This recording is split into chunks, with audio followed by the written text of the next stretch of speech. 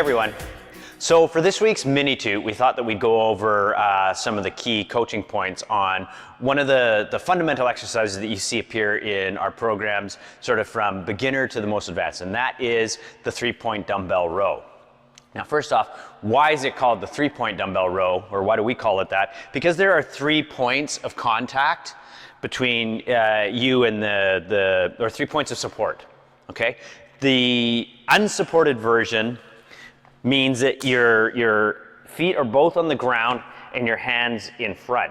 The supported one means you're getting a little bit of extra help by having the knee on the bench. So it's a shorter lever and it's a little bit easier to maintain that trunk stability, all right? Next, when you are getting set up, the position should be with the supporting hand underneath the shoulder, all right? The knees should be in line with each other. Again, whether you're in the supported or unsupported version, your knees should be more or less in line with each other, and you should have enough space that the moving hand, the one that you're rowing with, can fall in between the legs, all right? You want to make sure that your hips and shoulders in the base position are more or less square and in line. So what you don't want is to be rotated up like this. If I were to put a block on the lower back, it should be able to stay there throughout the movement. It doesn't mean that it's not going to move a little bit, but it's quiet, all right? So it shouldn't turn so much that block would fall off. That neutral spine, so a neutral curve, your natural curve, if you're not sure where that is, do a little one quick cat and camel, okay? Cat, camel, and then find the middle point. There's your neutral spine, all right? Shoulders are slightly above hip, and again, my knees are in line. Next is when you do the pull, all right? When you're pulling the dumbbell up, you want to think about pulling it up and back towards the hip, not straight up towards the shoulder. This is for a couple reasons. Number one, if you pull it straight up towards the shoulder, you're more likely to shrug, all right?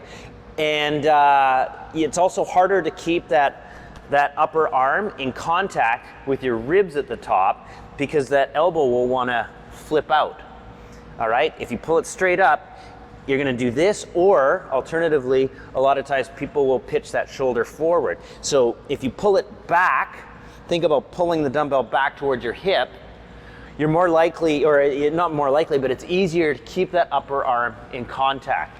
So if I line up head on, the difference between keeping that in contact and spraying that arm out is that if I had a pencil or a playing card or something, and I went to do the rope, if I did it correctly, I'm squeezing and I could keep that pencil in place.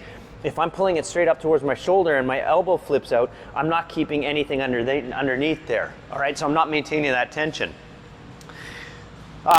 You want to make sure that your elbow doesn't go too far past the middle of your ribs, all right? When people try and concentrate on getting their hand right up to their shoulder, again, that shoulder sort of tends to roll forward, the elbow goes out, and you don't maintain that integrity through the upper body. So think about getting the elbow, the hand back towards the hip, the elbow and upper arm tight to the body, and that's where you can stop. So if you want to get a little bit extra range of motion, I actually like it when there's a little bit of rotation through the shoulders. Not a lot, all right? You're not starting a lawnmower, but let that shoulder blade go through its natural sort of